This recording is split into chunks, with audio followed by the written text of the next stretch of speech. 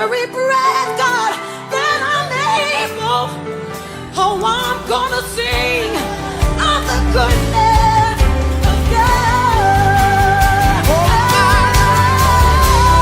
All my life you have been faithful. Yes, you have, God, and all of my life you have been so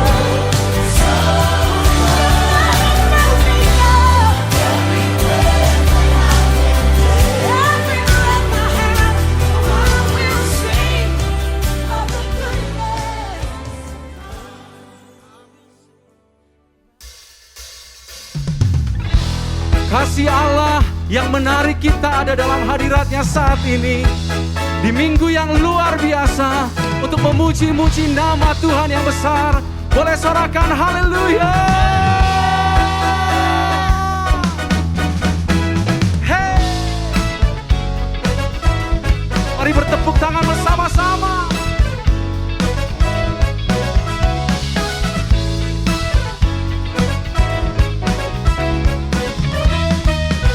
Mari angkat suara bersama-sama.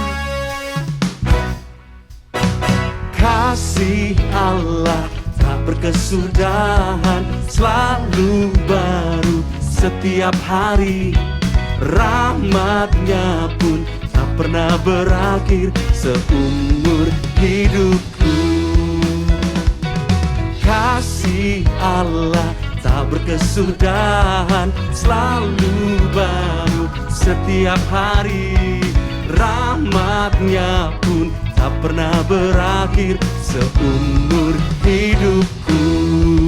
Dengan sukacita ku kan menari, dengan sorak-sorai memuji.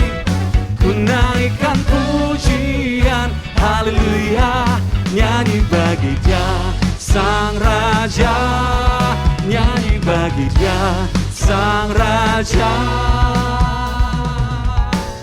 Katakan, kasih Allah tak berkesudahan, selalu baru setiap hari.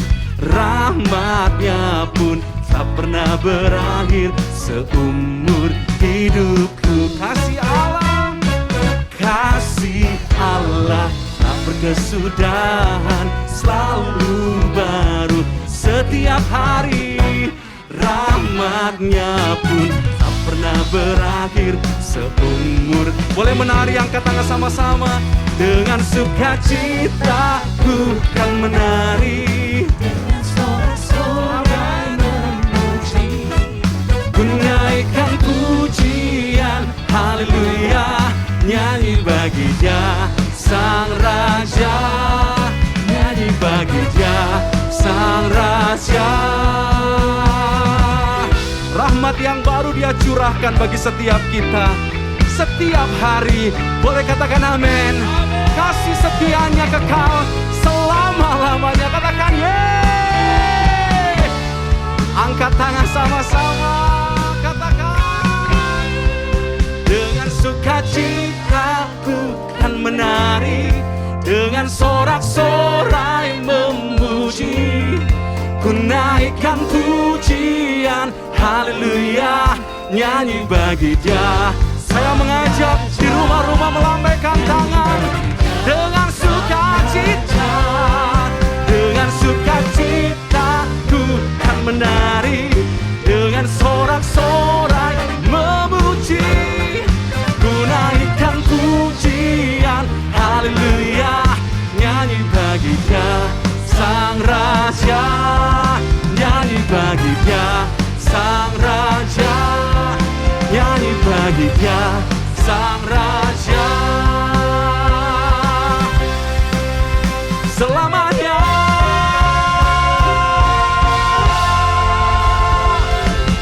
sorak-sorai yang paling meriah bagi Allah yang tidak pernah berhenti mengalirkan kasih-Nya, dulu, sekarang, dan selama-lamanya. Sorak-sorai lebih lagi, haleluya, haleluya, haleluya.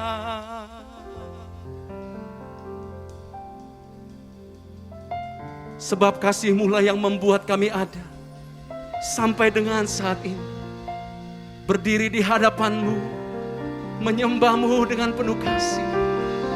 Kami naikkan pujian kami, kami naikkan penyembahan kami. Hanya Kau yang jadi alasan untuk kami terus menyembah-Mu, Yesus,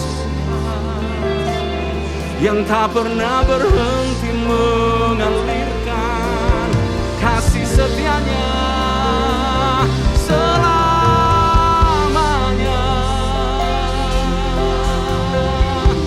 Shananamo, hianaramo, hianarabayasena. Mari saya mengajak umat Tuhan di rumah-rumah, ingat kasih Tuhan, ingat kebaikan Tuhan Yesus. Sembah Dia, sembah Dia selamanya. Kuralabaralabayasyenanamo, hiarararamo, yasyanane, hiarararamo. Haleluya.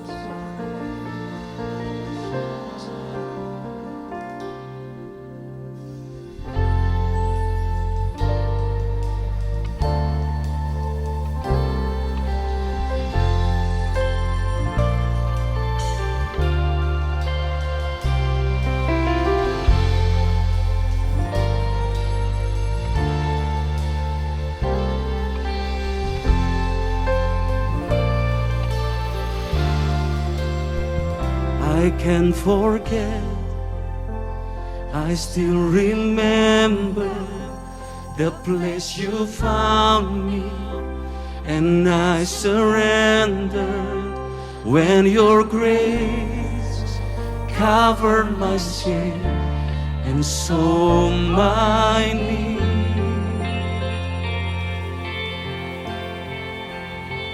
You gave me hope and a future. My heart is yours now and forever. I am loved only because you first loved me.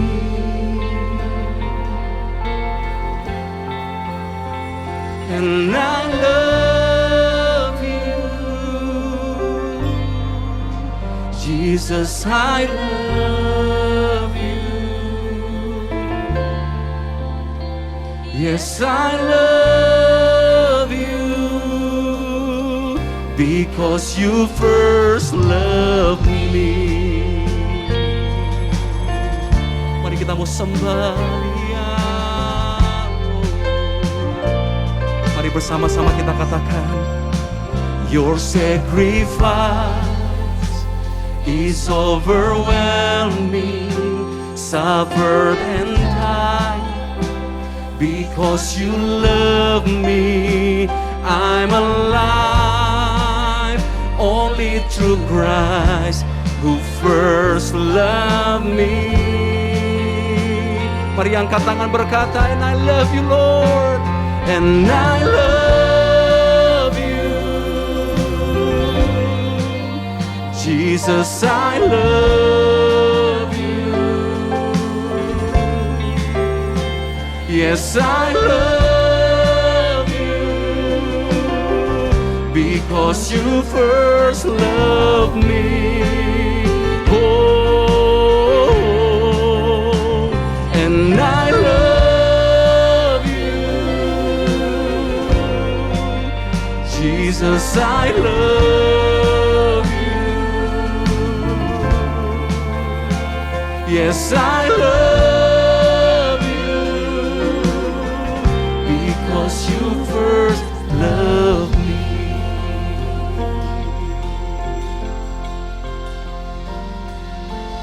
Nothing can tear me away from your love, Lord. Nothing can separate your heart from mine.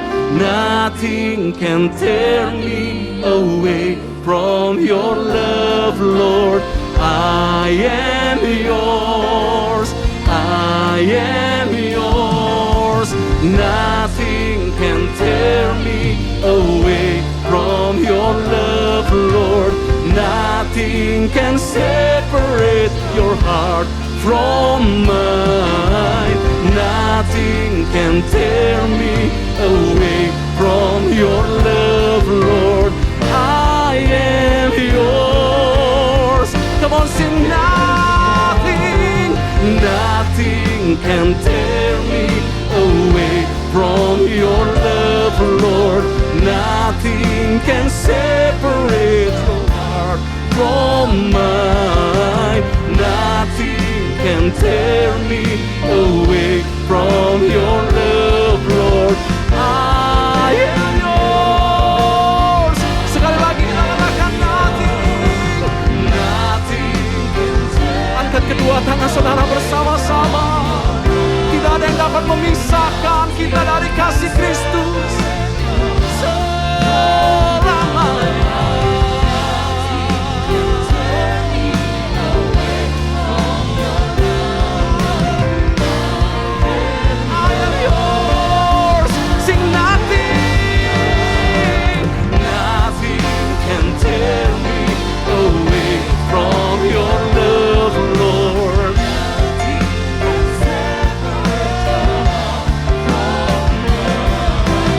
Nothing can tear me away from your love, Lord.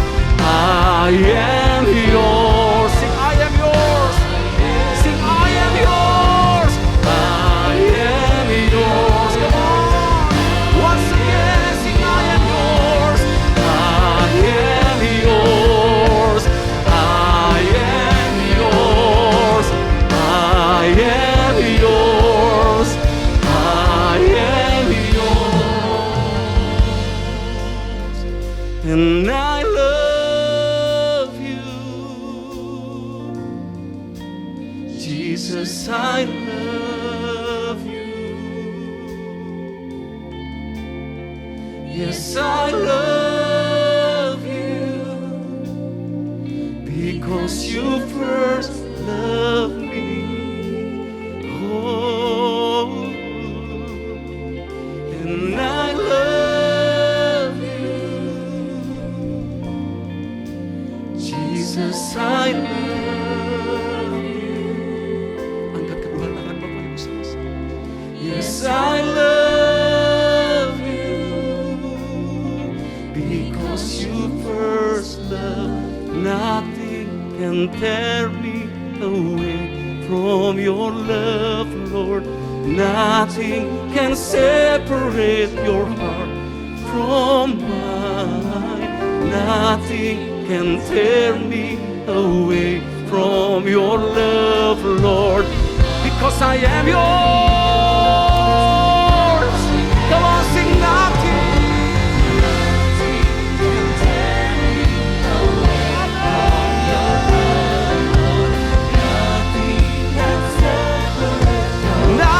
Separate your heart from mine.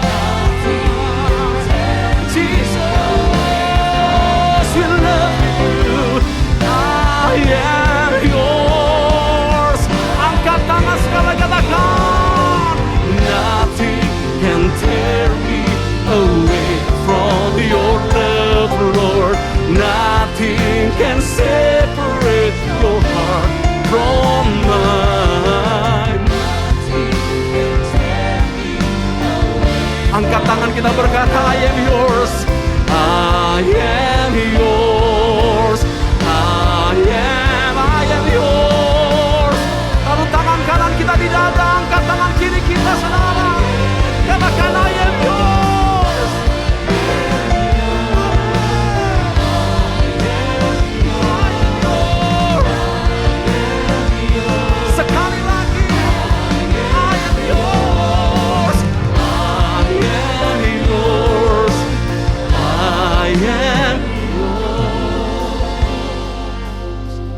and I love you.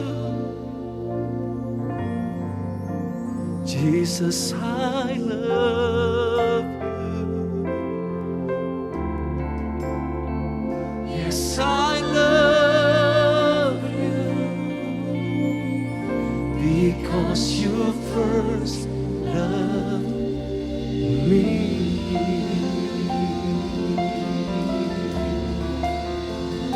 Somebody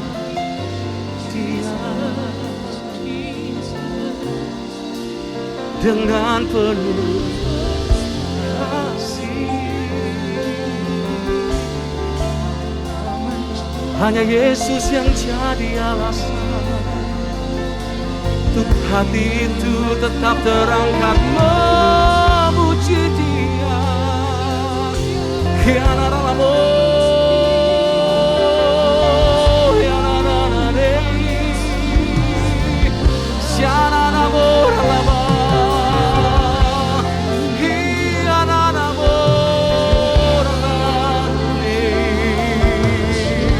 Mari angkat suara kita menyembah Tuhan, Bapak Ibu Saudara.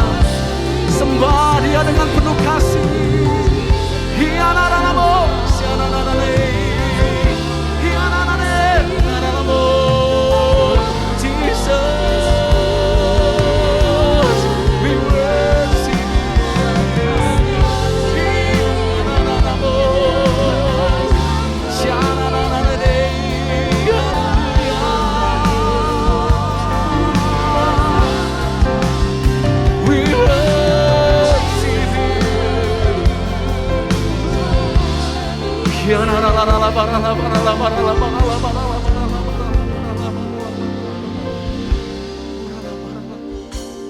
Ku mau memujimu, ku selalu pujimu.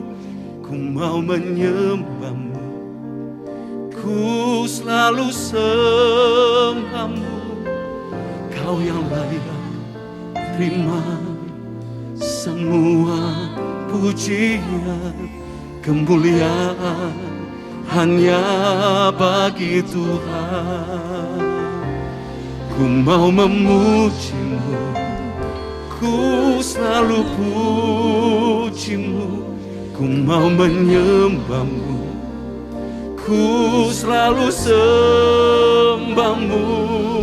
Kau yang layak terima semua pujian, kemuliaan hanya bagi Tuhan.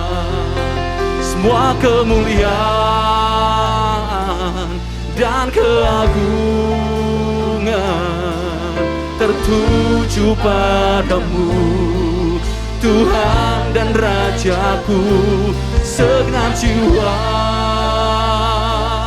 dan nafasku menyembah Yesus yang. Mari angkat kedua tangan kita, katakan sekali lagi. Semua kemuliaan dan keagungan tertuju padamu, Tuhan dan Rajaku. Segenap jiwa dan nafasku menyembah Yesus yang hidup.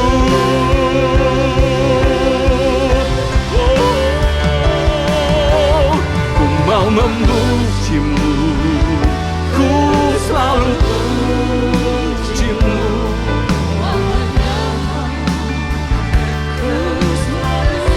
Angkat tangan kita bersama.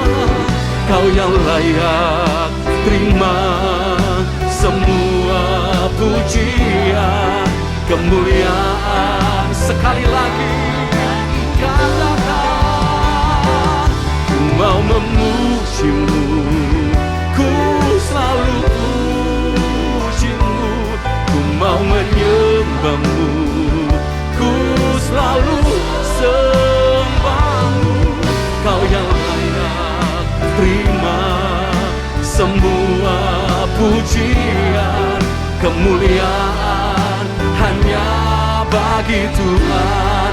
Kau yang layak, kau yang layak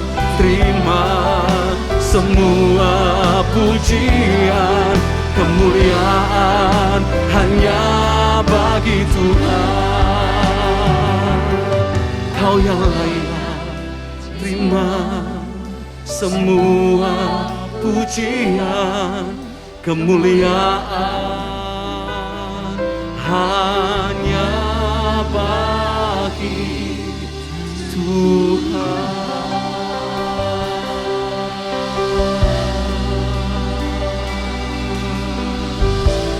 Sebab hanya Dia yang layak terima segalanya. Ya Tuhan, bagi Dialah hormat pujian selamanya.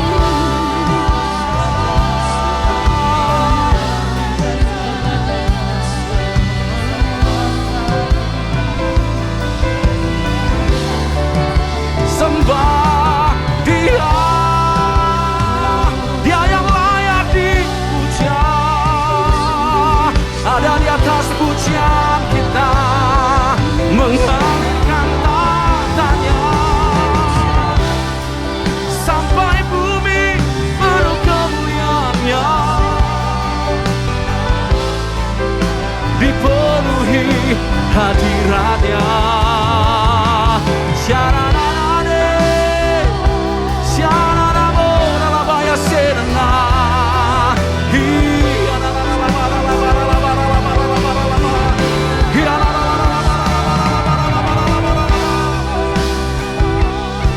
Alami hadiratnya lebih lagi, saudara. Dia hadir di atas pujian penyembahan kita.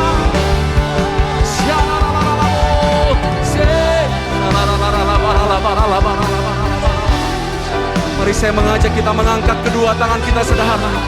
Saya percaya hadiratnya sedang dicurahkan. Mari semua yang sudah berbahasa roh bersama-sama, saudara. Come on. Alami hadirat Tuhan lebih lagi di rumah-rumah. Dalam ibadah yang indah minggu ini, alami hadiratnya lebih lagi, saudara.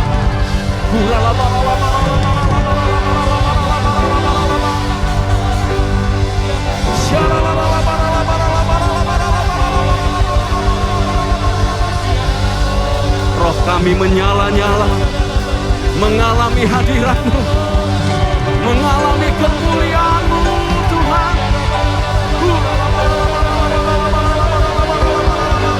Sampai jiwa-jiwa mengalami di Tuhan.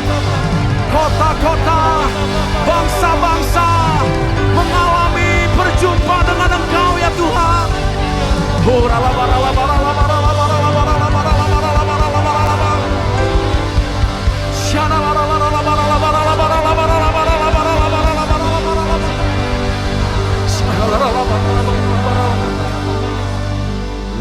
Layaklah segala bangsa sujud kepadamu, sebab Kau layak kudus, layak sekali lagi angkat tangan bersama-sama. Layaklah segala bangsa sujud kepadamu, Tuhan.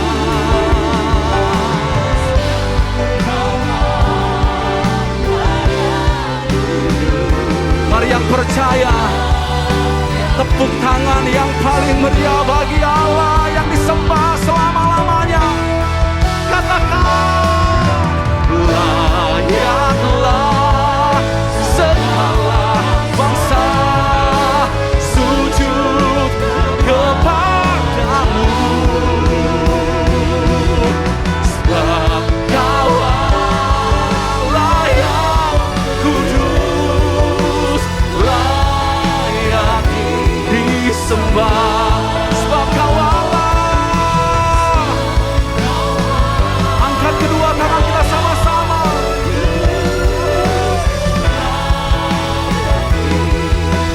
Sebab Kau Allah, sebab Kau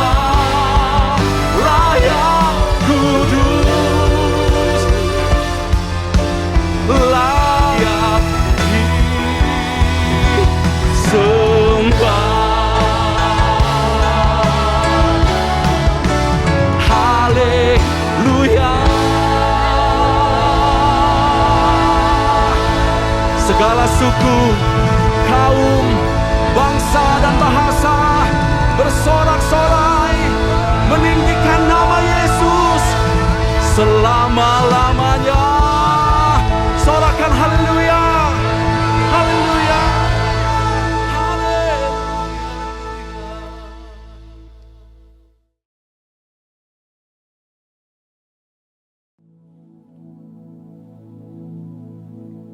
Shalom semuanya. Pada waktu Tuhan Yesus ditanya oleh murid-muridnya tentang tanda kedatangannya kembali dan tanda kesudahan dunia ini, Tuhan Yesus menjawab dalam Lukas 21 ayat 11 bahwa salah satunya adalah penyakit sampar. Sampar dapat diartikan sebagai pandemi. Jadi COVID-19 ini adalah salah satu tanda dari kedatangan Tuhan Yesus kembali dan tanda kesudahan dunia ini. Selain itu, Tuhan Yesus menjawab dari Matius 24 ayat 14 yang berkata, dan Injil kerajaan ini akan diberitakan di seluruh dunia menjadi kesaksian bagi semua bangsa. Sesudah itu barulah tiba kesudahannya. Tuhan Yesus pasti datang kembali. Karena itu dia memberikan amanat agung kepada kita, yaitu agar kita pergi dan menjadikan semua bangsa itu murid Tuhan Yesus. Hal ini juga berarti agar terjadi penuaian jiwa besar-besaran sebelum Tuhan Yesus datang kembali. Sekarang kita akan melihat bagaimana proses untuk menyelesaikan amanat agung atau proses penuaian jiwa yang terbesar dan yang terakhir sebelum Tuhan Yesus datang kembali. Untuk menyelesaikan amanat agung tidak bisa dengan kekuatan sendiri. Karena itu pesan terakhir Tuhan Yesus sebelum naik ke sorga kepada murid-muridnya, yang juga berarti kepada kita semua dalam Kisah Para Rasul 1 ayat 8, yaitu, tetapi kamu akan menerima kuasa kalau Roh Kudus turun ke atas kamu, dan kamu akan menjadi saksiku di Yerusalem dan di seluruh Yudea dan Samaria dan sampai ke ujung bumi. Jadi untuk menyelesaikan amanat agung, kita harus menerima kuasa dari Roh Kudus yang turun ke atas kita. Setelah itu dengan disaksikan para muridnya, Tuhan Yesus naik ke sorga. Setelah Tuhan Yesus naik ke sorga, 120 murid Tuhan Yesus berkumpul di kamar loteng Yerusalem. Mereka melakukan ini karena Tuhan Yesus memerintahkan agar mereka tidak meninggalkan kota Yerusalem sebelum diperlengkapi dengan kuasa dari tempat tinggi. Tuhan Yesus berkata, sebab Yohanes membaptis dengan air, tetapi tidak lama lagi kamu akan dibaptis dengan Roh Kudus.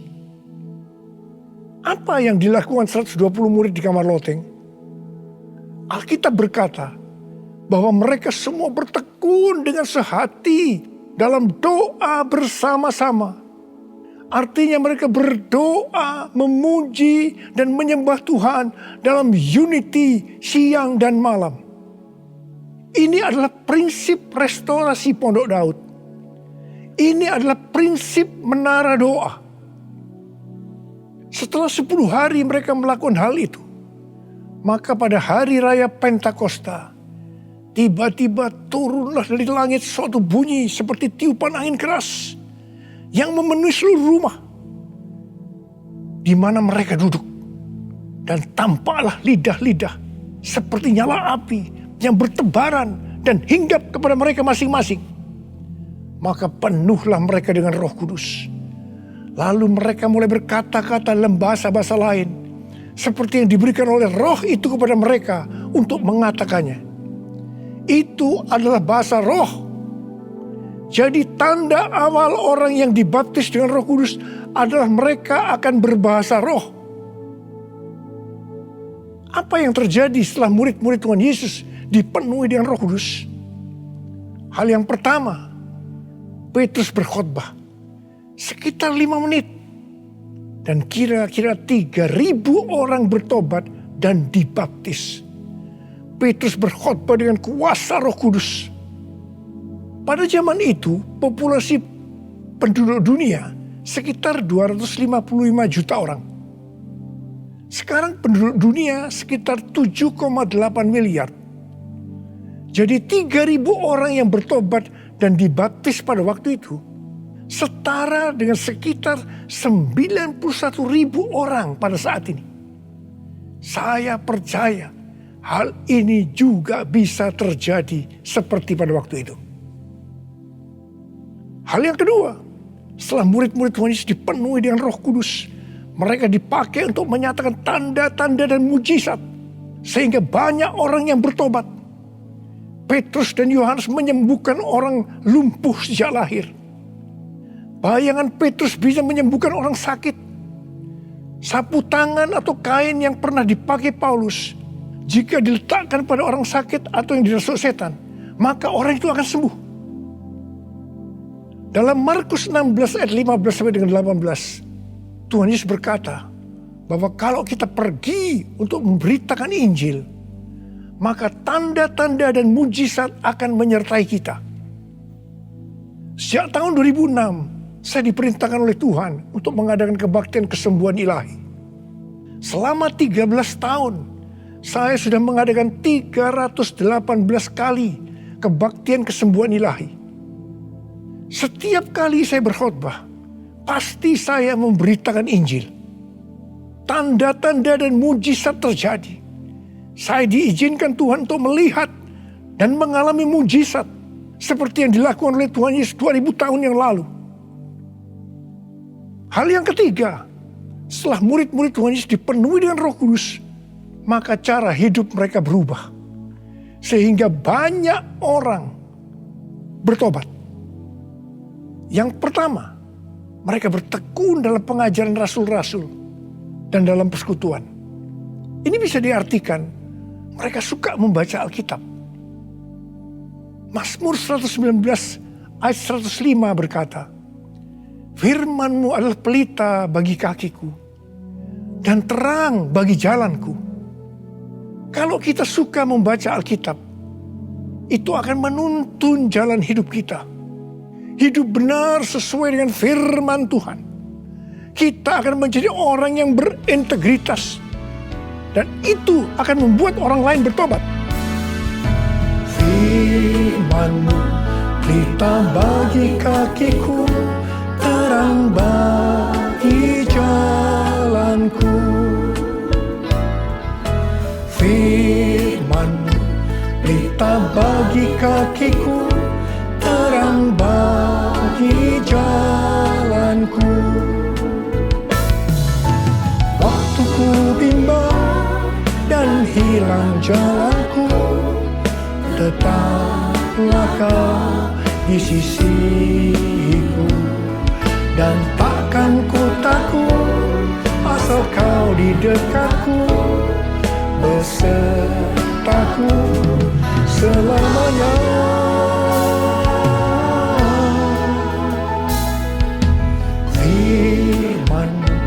Pelita bagi kakiku, terang bagi jalanku. Terang bagi jalanku. Terang bagi jalanku.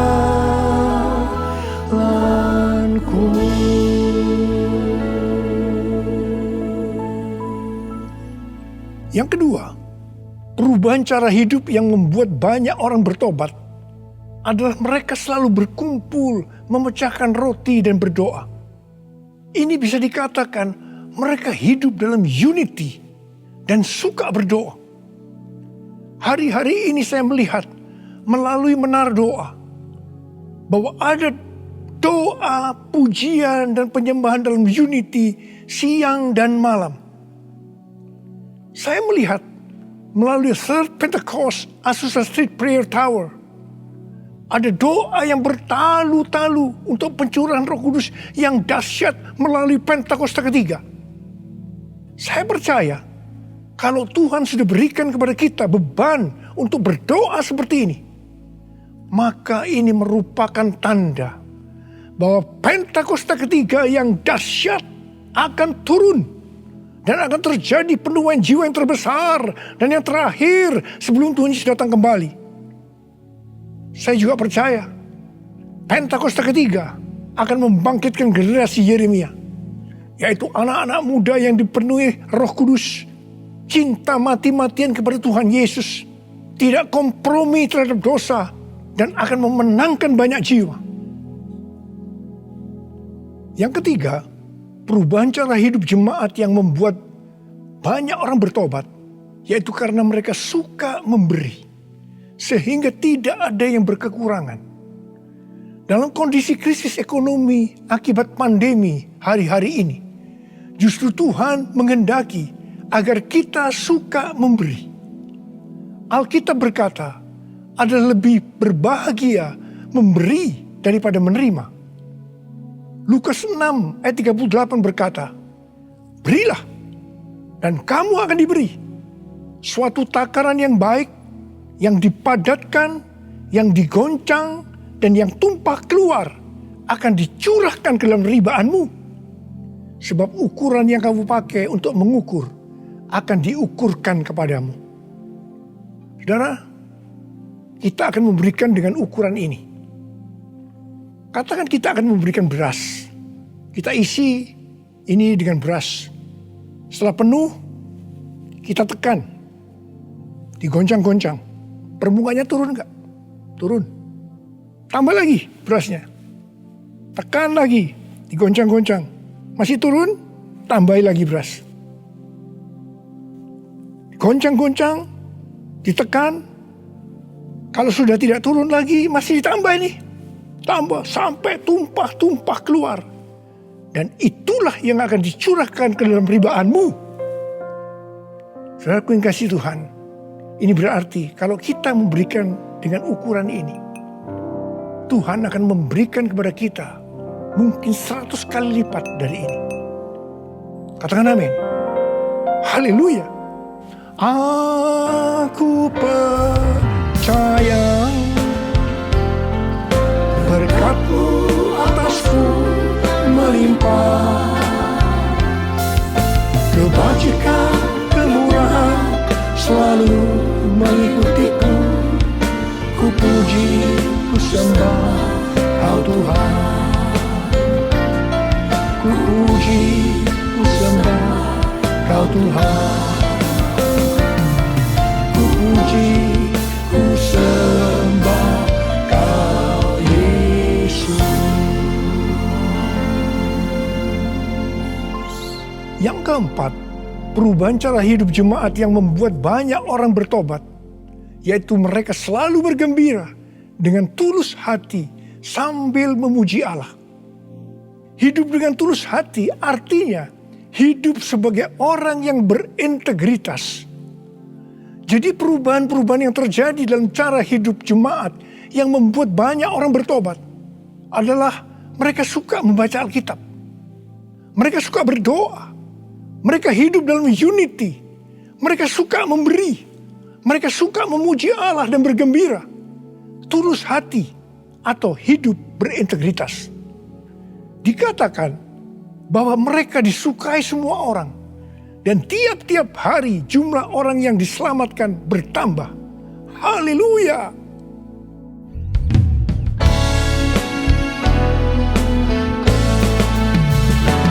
Sembah Kau Tuhan, ku mengangkat tanganku. Selamanya Kau ajaib bagiku. Sembah Kau Tuhan, ku mengangkat wajahku. Selamanya Kau hebat bagiku. Haleluya, haleluya, haleluya, haleluya, haleluya.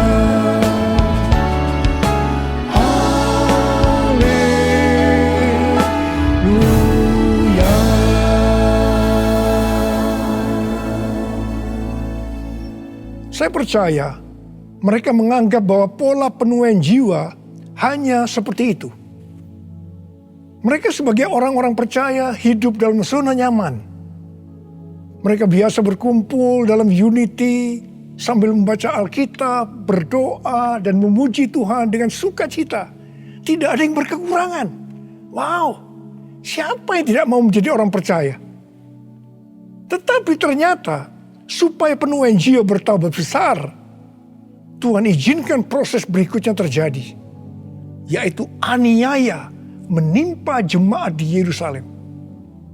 Selain rasul-rasul, maka mereka harus lari meninggalkan Yerusalem. Mereka pergi ke Yudea dan Samaria sambil memberitakan Injil. Jadi kalau tadinya penuaian jiwa hanya terjadi di Yerusalem saja, sekarang menyebar ke seluruh Yudea dan Samaria.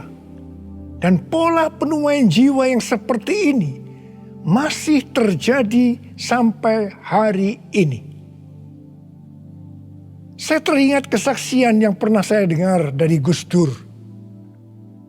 Beliau pernah berkata, orang Kristen itu jangan ditekan-tekan. Sebab kalau ditekan, mereka akan meledak. Justru kalau dibiarkan dalam zona nyaman, mereka tidak akan berkembang. Karena itu, Tuhan izinkan hari-hari ini penderitaan, aniaya itu terjadi di antara orang-orang percaya. Supaya terjadi penuaian jiwa yang lebih besar. Saya percaya melalui masa pandemi COVID-19 yang membuat kita tidak nyaman. Banyak mengalami tekanan-tekanan. Ada yang mengalami sakit, bahkan ada yang meninggal. Tetapi justru ini akan mempersiapkan penuaian jiwa yang terbesar dan terakhir dalam era Pentakosta ketiga ini. Sebelum Tuhan Yesus datang kembali. Melalui semuanya ini, mari kita katakan bersama-sama, Tuhan Yesus, Engkau baik. Engkau sungguh baik dan sangat baik. Taruh tangan di dada kita kepada saya. Kepada saya. All my life you have been faithful. All my life you have been so good. With every breath that I am able, I will sing of the goodness of God. All my life you have been faithful. All my life you have been so good. With every breath that I am able, I will sing of the goodness of God. I will sing of the goodness of God. I will sing of the goodness of God.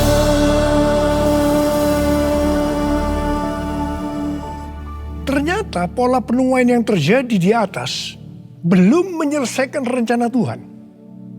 Karena selain penuaian jiwa harus terjadi di Yerusalem, di seluruh Yudea dan Samaria, tetapi juga harus sampai ke ujung bumi. Tuhan mempunyai cara untuk membuat penuaian jiwa itu sampai ke ujung bumi, yaitu dengan terjadinya perubahan paradigma dalam pelayanan. Selama ini pengertian tentang keselamatan hanya untuk orang-orang Yahudi saja.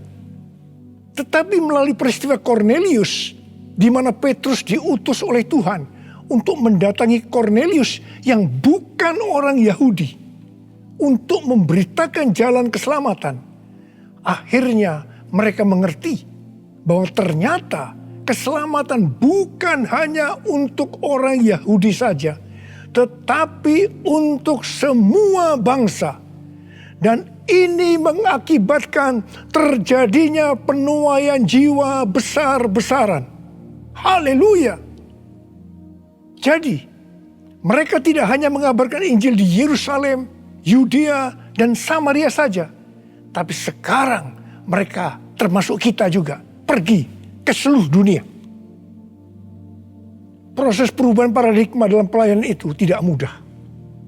Petrus harus diyakinkan oleh Tuhan. Kalau Tuhan berkata halal, jangan kamu berkata haram. Orang-orang yang bukan Yahudi adalah haram di mata orang Yahudi. Proses itu masih terus berlanjut untuk memberikan pengertian kepada orang-orang Yahudi, golongan bersunat dan juga orang-orang Farisi yang sudah bertobat, di mana mereka berpendapat bahwa orang yang bukan Yahudi yang percaya kepada Tuhan Yesus harus disunat dan diwajibkan mengikuti hukum-hukum Musa. Tetapi melalui sidang di Yerusalem, akhirnya mereka mengerti dan bisa menerima bahwa keselamatan bukan hanya untuk orang-orang Yahudi saja, tapi untuk semua bangsa.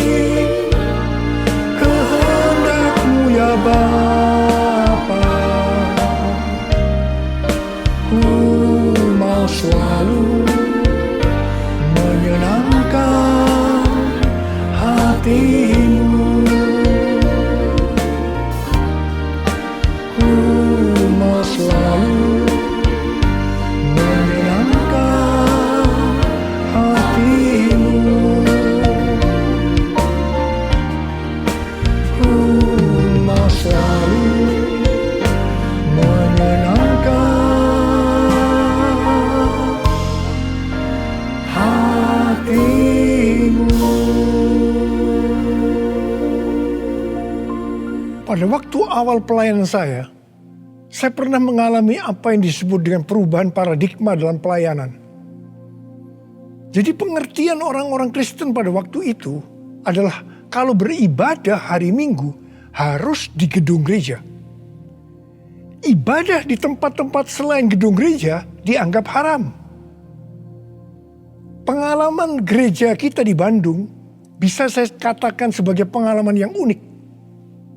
Pernah dalam kurun waktu 1 tahun, setiap minggu kita harus pindah tempat ibadah.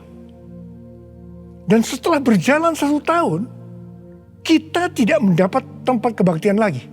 Kecuali satu, yaitu sebuah nightclub yang bernama Paramount.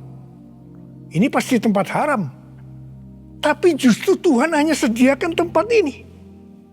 Dan Tuhan hanya berkata kepada saya, apa yang aku katakan halal, jangan kamu berkata haram. Di tengah kecaman yang cukup banyak, kita berbakti di tempat itu justru sampai 3 tahun. Dan melalui tempat yang haram tadi, kita menuai jiwa-jiwa yang dianggap haram juga. Mereka yang tadinya mau ke nightclub, istilah mereka kesasar ke gereja dan bertobat. Tidak sedikit dari mereka yang sekarang ini menjadi pelayan Tuhan.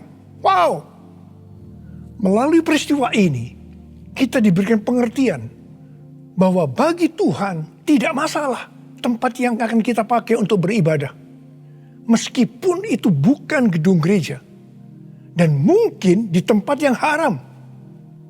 Kalau kita tidak peka terhadap kehendak Tuhan, tempat kebaktian untuk jiwa-jiwa yang bertobat pada waktu itu tidak akan mencukupi kalau hanya di gedung gereja saja.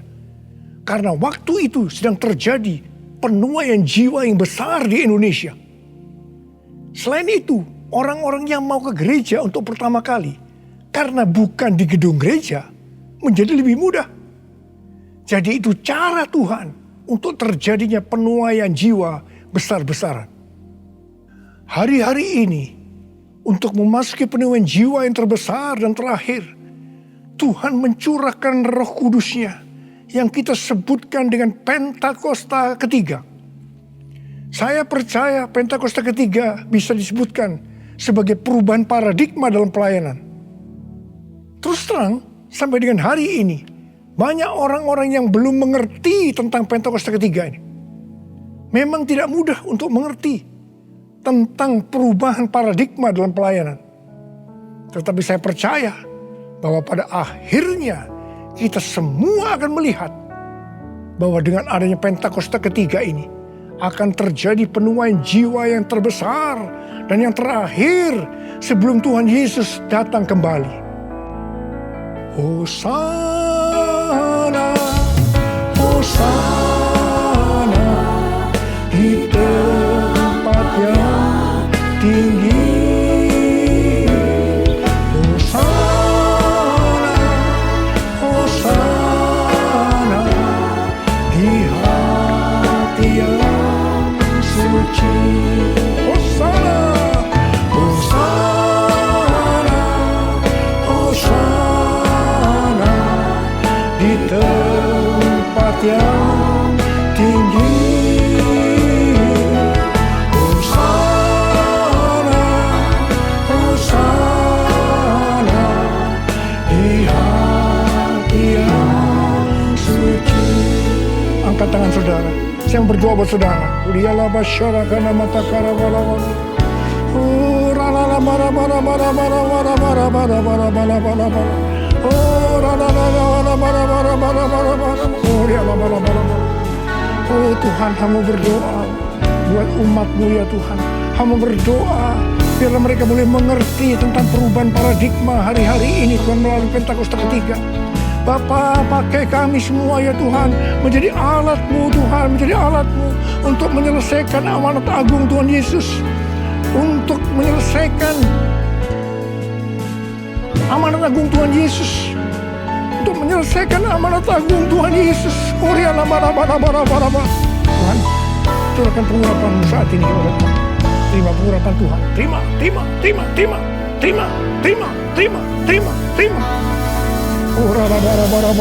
kasih. Terima kasih. Dalam nama Yesus. Dalam nama Yesus. Dalam nama Yesus. Amin. Mari saudara-saudara, kita akan masuk dalam perjamuan kudus. Kita akan mengingat ayat ini. Sebab setiap kali kamu makan roti ini dan minum cawan ini, kamu memberitakan kematian Tuhan sampai Ia datang. Perjamuan kudus adalah perjamuan Tuhan Yesus sendiri. Setiap kali kita masuk dalam perjamuan kudus, Tuhan Yesus selalu berkata, biarlah ini menjadi peringatan akan daku. Karena itu, mari arahkan hati dan pikiran kita kepada kebaikan Tuhan. Mari kita tundukkan kepala. Tuhan Yesus, ya Bapa, siapakah kami sebelum kami mengenal Engkau? Kami semua orang berdosa, upah dosa adalah maut, mati. Tapi Engkau yang tidak berdosa telah dijadikan dosa oleh karena kami. Engkau harus turun dari sorga mulia, mati ganti kami dengan penderitaan yang luar biasa. Sungguh kalau kami pikirkan betapa baiknya Engkau Tuhan, betapa baiknya Engkau ya Aba. Engkau jadikan kami sebagai anak-anak-Mu. Engkau yang memberkati, Engkau menuntun, Engkau membela, Engkau melindungi, Engkau menyembuhkan kami. Engkau juga menegur kalau kami salah. Itu Engkau ya Aba. Itu Engkau ya Aba. Betapa baiknya Engkau itu. Saudara, Tuhan akan memberkati saudara dan saya melalui perjamuan kudus. Dan Tuhan berkata, kita harus makan dan minum dengan cara yang benar. Karena itu masing-masing sekarang berdoa. Introspeksi. Lihat keadaan dirimu masing-masing sebelum kita makan dan minum perjamuan kudus ini. Lihat, kalau saudara diingatkan ada dosa yang selama ini belum diselesaikan dengan Tuhan, mari katakan, ampuni saya Tuhan. Ampuni saya. Ampuni saya Tuhan. Katakan, ampuni, ampuni. Ampuni. Ampuni kami Tuhan. Ampuni kami. Ampuni hamba-Mu. Ampuni kami semua. Bapa, terima kasih. Kau melihat anak-anak-Mu sedang meminta ampun padamu. Layakkan kami untuk masuk dalam perjamuan kudus ya Aba. Terima kasih. Dalam nama Yesus kami berdoa. Amin. Sekarang mari kita masuk dalam perjamuan kudus dengan mengangkat tangan kita dengan roti di tangan kanan kita tinggi-tinggi. Sebab apa yang telah kuteruskan kepadamu telah aku terima dari Tuhan. Yaitu bahwa Tuhan Yesus pada malam waktu Ia diserahkan mengambil roti.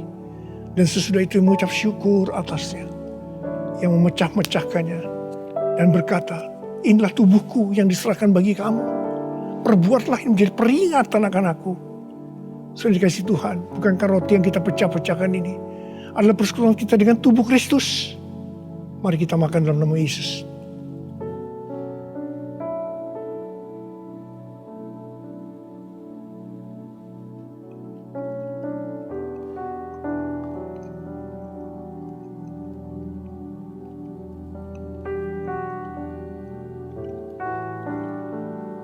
Mari angkat cawan di tangan kanan kita tinggi-tinggi. Demikian juga ia mengambil cawan sesudah makan lalu berkata, cawan ini adalah perjanjian baru yang dimeterkan oleh darahku. Perbuatlah ini setiap kali kamu meminumnya menjadi peringatan akan aku. Sudah dikasih Tuhan, bukankah cawan pengucapan syukur yang atasnya kita ucapkan syukur adalah persekutuan kita dengan darah Yesus. Mari kita minum dalam nama Yesus.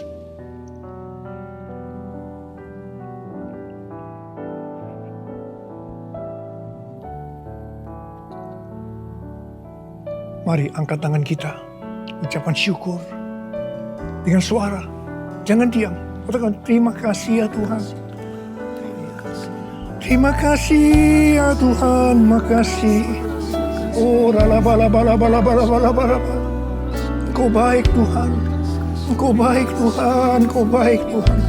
Oh terima kasih, terima kasih. Tuhan Yesus Engkau baik, Engkau baik. Dalam seluruh hidup kami Engkau baik Tuhan, Engkau baik, Engkau sungguh baik, Engkau sungguh baik ya Aba, Engkau sungguh baik. Oh, all my life you have been faithful. All my life you have been so good. With every breath that I am able, I will sing of the goodness of God. All my life you have been faithful. All my life you have been so good. With every breath that I am able, I will sing of the goodness of God. I will sing of the goodness of God. I will sing of the goodness of God.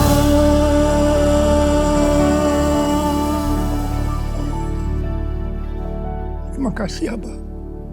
Terima kasih. Terima kasih. Terima kasih. Dalam nama Yesus. Amin. Mari, angkat tangan saudara. Terimalah berkat Tuhan. Kasih karunia yang berlimpah-limpah daripada Allah Bapa dalam Anak yang tunggal Yesus Kristus. Persekutuan yang manis dengan Roh Kudus menyertai saudara sekalian mulai hari ini. Sampai Tuhan Yesus datang menjemput kita di awan-awan dan bahkan sampai selama-lamanya. Yang percaya bersama-sama katakan, Amin.